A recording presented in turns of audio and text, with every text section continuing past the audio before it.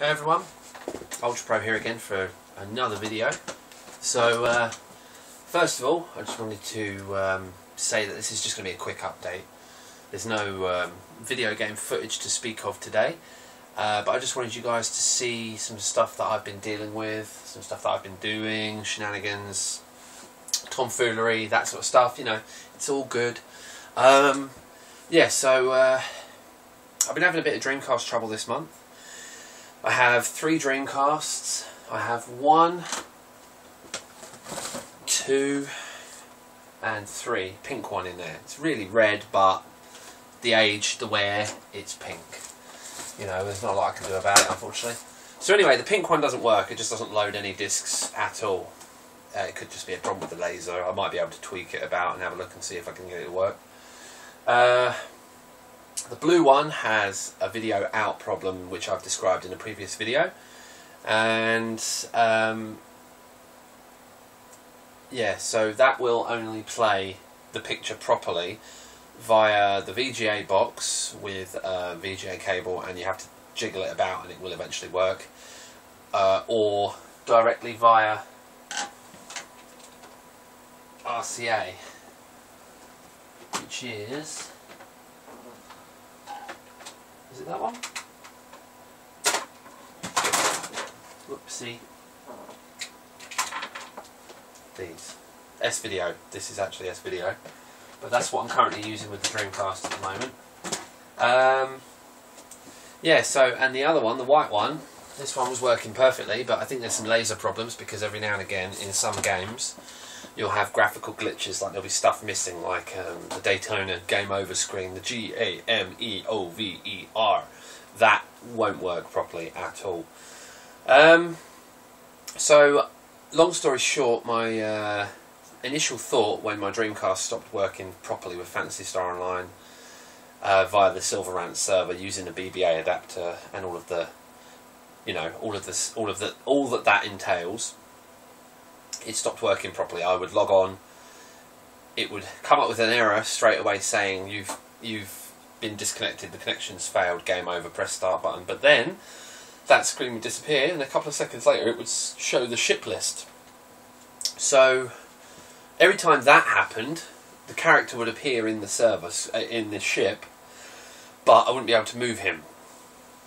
So, and I would only be able to, it would only work properly if the error about the connection wasn't there. So that's very hit and miss. So I thought that it might be hardware related, so I've bought another Dreamcast, a bit cheaply off of eBay. It wasn't in particularly nice condition, but it worked fine. I stuck Daytona in and tested that, and there was no glitches. And yet, for some reason, on all of my Dreamcasts, I cannot get the XDP browser to work, which is what I used to make the changes to the BBA, to set the BBA up. So anyway, I think it's a problem with my home hub at the moment, which you can't see hiding behind all my stuff. I've got some new stuff to show you, by the way. It's not really new, I've just had it elsewhere. I have this wonderful numbered Optimus Prime bust, which is, sad to say, broken. He had his chest plates should be hanging there, should be hanging open there, but it broke in the move to the flat. This is number 554 of 1000. I've also got a little awesome Rodimus Prime, and that's about it up there, other than obviously the fact that you can see it now because I have a new chair. I got rid of the massive old chair because it was just too big and it was just getting a bit annoying. Trying to dry clothes in this place was getting quite difficult. And as you can see, I've got new Dreamcast, which I new T-shirt, which I got custom made off of eBay by a really good seller. Well, it wasn't custom made, he had this design listed on his page. So, and it just sort of stands out. I think it's quite sort of original, unique, and I was quite happy with it. So anyway, aside from the Dreamcast problems, I've been doing some acquiring, not a lot, but a little bit. I've been doing a little bit of charity shop diving, and I picked up 13 on the GameCube for £1 in the charity shop down the road. That's no instructions are in that one, but it's fine. Looks alright, I'm sure it'll work fine. And I bought this down in Southwold, or up in Southwold, which is a PC game called Vampire the Masquerade Bloodlines. And I thought, what am I letting myself in for with this? I thought to myself, am I going to see some computer generated nudity with dirty half-naked vampires, you know. I thought, for £2, you can't really go wrong. If it's crap, then I've not really lost anything. But it's actually really, really good. It's a bit buggy, but it's actually brilliant. It's actually like a kind of cut-down Grand Theft Auto with vampires. And it's an RPG as well. But it's like, it's relatively free-roaming, sort of. And your character sort of runs his escapades out of a room that he's got, which is kitted out with like a laptop and a TV and a kitchen and everything, and you can wander around. Very Grand Theft Auto-ish. So, yeah, the other things that I got, I'm not sure if I've shown you this yet. I don't think I have. This is called the Tomitronic 3D, and the game that's on this one is Sky Attack. It's a fairly standout piece of kit, and I can remember using one as a kid. I don't think I ever actually owned one. But this is really awesome because it works perfectly fine. And what happens is the external light sources light up the screen, and it's a 3D item. It's one of the first examples of a 3D game, and yeah, it's just really good fun. I saw it at Video Game Carnival. Sorry. So I thought I'd pick one of them up. Didn't cost me much. Only cost me like £7. The other thing that I've got is I picked this up on eBay for a couple of quid. WWE vs. the World on PlayStation 1. I know it's Sony, it's PlayStation. Yeah, not want to showing it on my channel or anything, but it's a good old game. You know, it's good fun. It was just one of those wrestling games that my brother and I played to death when we were kids. And it's where I got the name Bad Blood from, because there's a restaurant there that's called Bad Blood. It's this Japanese guy with red trousers and red face paint. He's awesome. And that's where I got that name, because I sometimes use that in a lot of like characters that I play as mostly on video games. The only other thing that I wanted to talk to you about briefly was the fact that I've gone back to official Dreamcast controllers.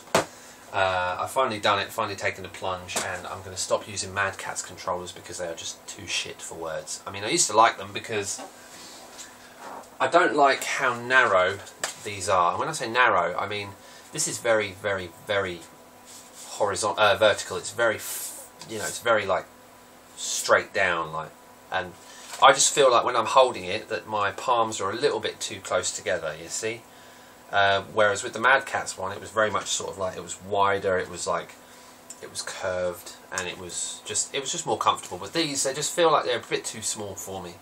But I'm happy with it. The only thing I'm not really keen on is the analog stick at the moment. It's almost too good. It's like I'm used to a shit response from my analog stick, and this one being too good, I find it difficult to play like Daytona with this. I have to play it with the steering wheel because this is just too, the cars are just automatically, with this stick, the cars would just automatically like almost handbrake.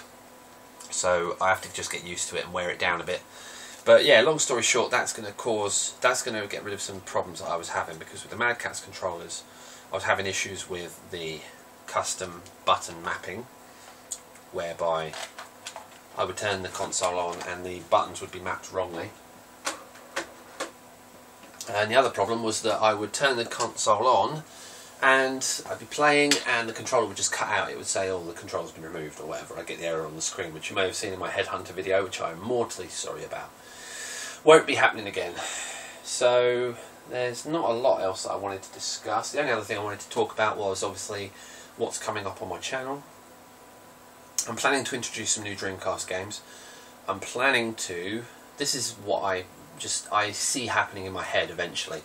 I didn't get round to it last month, but I am hoping one day to get some more Saturn games on my channel. I want to get some more original Xbox games on there at some point. Not too many of that, because obviously it's not that old a console, but there are some games on there that I think definitely deserve a mention on my channel. Yeah, so more Dreamcast games, more Saturn games. I want to do some more TurboGrafx games as well. I was going to do an alphabetical order thing, because I've only got like 19 games on that, so I could do an A to Z.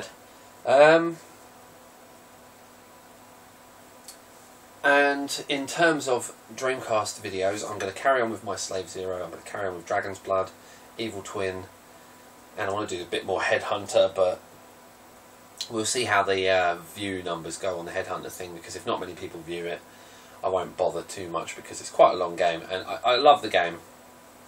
But currently I want to finish Evil Twin, Slave Zero and Dragon's Blood before I get heavily involved in a new playthrough. So yeah, if there's any playthroughs that you want to see, or if you want to see more of any of the games that I've showcased previously, I did some Elemental Gimmick Gear, I did some 7th Cross, I did some... bugger, I can't remember some of the games that I played. Never mind, they'll come back to me. You can see them in my channel feed, you know, it's no big deal. Anyway, yeah, so this is one of the new games that I want to show on my Dreamcast videos.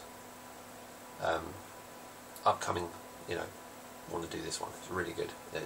It's really unusual, and I always moan that there aren't enough of these kind of games on Dreamcast, like serious action adventure, third person or whatever action games. You know, the Xbox has got a ton of them. It's got like Brute Force, Broken Sword, Buffy the Vampire Slayer, Enter the Matrix. You know, from what I can just see from sat here, you know, Battle Engine Aquila, Alter Echo, Beyond Good and Evil. All of those games are third-person action, and they're story-driven. The Dreamcast doesn't have that many of those, to be fair.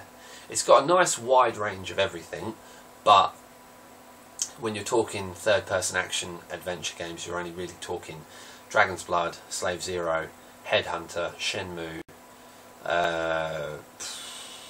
and I draw a blank quite quickly. It's not that there aren't any, there are more, but a lot of them are more arcadey, like Dynamite Cop, or Cannon Spike, or Heavy Metal. There's loads of them, but those ones are very arcadey. They're very much sort of fighting, or, you know, doing like... It's all fun. I like something that's got a good substantial story, like Resident Evil Code Veronica is a good example.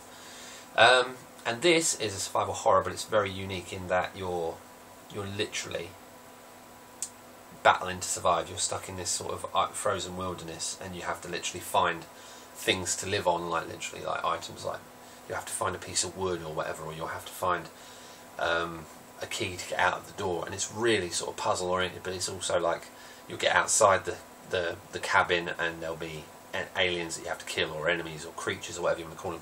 So that's one that I'm going to do. I'm not sure if it's actually related to the game on the Saturn called D, which is similar to Enemy Zero, but yeah, I'm not sure if it's a direct sequel or not. But I never really played much of D. I've got that on the Saturn. I've never really played much of it. So if people are interested in D2 and like what they see, I may consider doing some D from the Saturn. So anyway, I'm sure there's something I've forgotten, but I don't know what it is. Anyway. No, I can't think of anything. So anyway, I hope you enjoy the videos that are coming soon. I hope you enjoy the coverage that I'm going to give the other games that I've already been doing. You know, I'm trying to get some new games in there, but if you guys want to see anything, let me know what you're interested in, and if I've got it, I will show you it. That was the other thing I was going to mention. I'm going to showcase Frame Gride, which I have showcased before on my channel. However, the wonderful people online, I don't know his name, but there is one particular guy and a team of people that have been working with him, but I think one particular guy has done a lot of the work, and they've managed to release an ISO of it that is 100% translated to English. And we're going to cut now to when I've gone, picked up my case, brought it back and shown you it. Yes, sorry. So, I made this custom. I didn't make the cover, rather, I just printed it to the right size, which on a side note, it's really fucking difficult to do on Windows, to actually print an image at the size that you tell it. It's very difficult for some reason, I don't know why. Yeah, so I did that. Whoops. And I did that as well. It says in yellow writing above From Software English Translation, and on there it also says above Frame Gride English Translation. And you pop this baby, this bad boy, in the Dreamcast, and it boots up straight away. And it's fantastic being able to play Frame Gride in complete and utter English. It's honestly, it's one of the best things that's happened to the Dreamcast in the last 2 or 3 years. So definitely download that, get it playing on your Dreamcast now. Anyway, I hope you enjoy what I'm doing so far, and any feedback I get I will respond to.